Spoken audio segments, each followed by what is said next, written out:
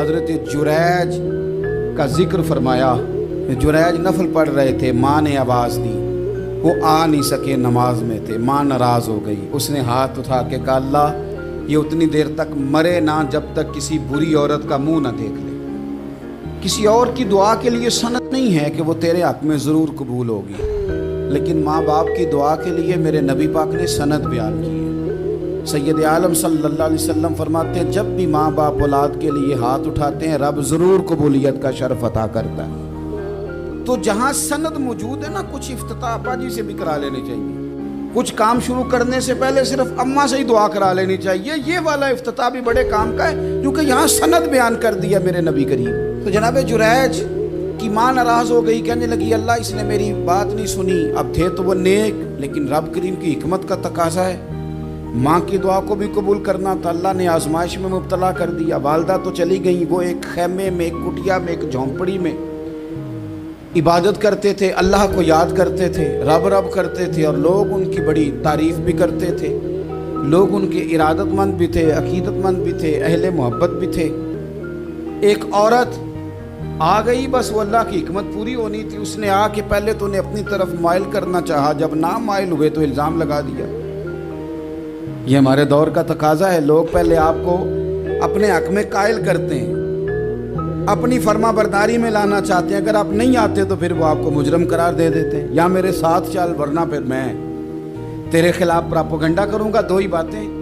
پہلے اس نے قائل کیا, جب جناب جنید قائل نہ ہوئے تو اس نے قریب ایک چرواہا تھا, اس چرواہے کے ساتھ جا کے منہ کالا کیا.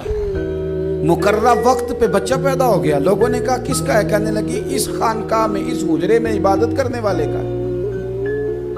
اگر کسی دیندار پر ذرا سا بھی الزام لگ جائے تو آپ یقین کریں کہ بڑے بڑے خوفناک لوگ بھی نیک ہو جاتے ہیں. جن کا اپنا سارا ماضی کالا سیاہ ہو وہ بھی اجالوں کے راہبر بن جاتے ہیں. جن کی اپنی زبانیں ساری زندگی آلودہ رہی ہوں وہ بھی بڑے بڑے اعلیٰ سچ بولنے لگتے ہیں. اعلیٰ کچے میرے مکان کی دیوار کیا گری, لوگوں نے تو میرے صحن میں رستے ہی بنا لیے.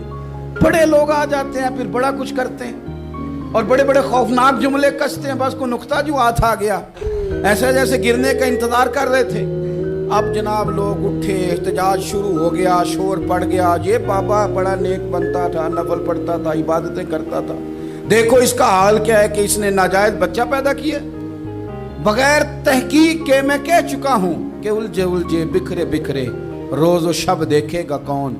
لوگ تیرا جرم دیکھیں گے, سبب دیکھے گا کون. لوگ تیرا جرم دیکھیں گے, سبب کوئی غور نہیں کرتا کہ وجہ کیا تھی. او بھائی کچھ تو مجبوریاں رہی ہوں گی, یوں ہی کوئی بے وفا نہیں ہوتا.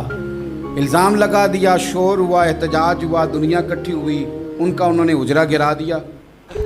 مارا بھی, پیٹا بھی, ایک نیک آدمی کو بدنام بھی کیا, برا بھلا بھی کہا, گالیاں بھی دی, جو کر سکتے تھے کیا.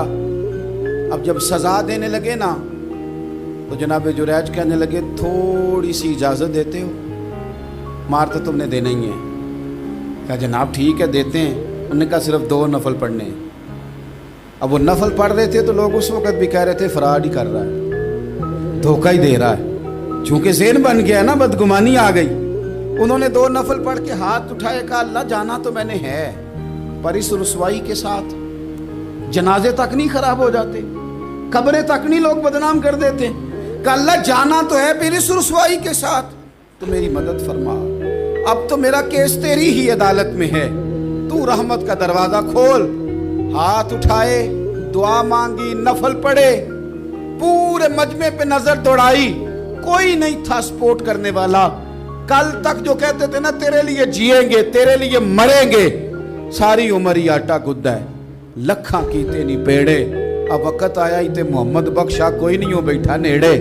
ایک بندہ بھی نہیں تھا, ووٹر سپورٹر ساتھ دینے والا کوئی نہیں تھا. تو جناب جنید بچے کی طرف اشارہ کر کے کہنے لگے کوئی نہیں بول رہا, تو ہی بول کے بتا دے تیرا باپ کون ہے, تو ہی بول کے بتا دے کون ہے. اللہ اکبر. میرا رب جب چاہے تو بچے بولتے ہیں, رب چاہے تو گونگے بولتے ہیں, رب جب چاہے تو پھر پتھر بھی بولتے ہیں. جب کہا نا تو ہی بتا تو بچہ بولا, اور بول کے کہنے لگا میرا باپ جریج نہیں، میرا تو وہ ہے جو بکریاں چرانے والا ہے، وہ میرا باپ۔ جب رب کریم نے توفیق دی تو بچہ بول پڑا۔ جب رب بندوبست کرتا ہے کسی کی عزت کی حفاظت کا تو پھر کوئی اسے رسوا کر سکتا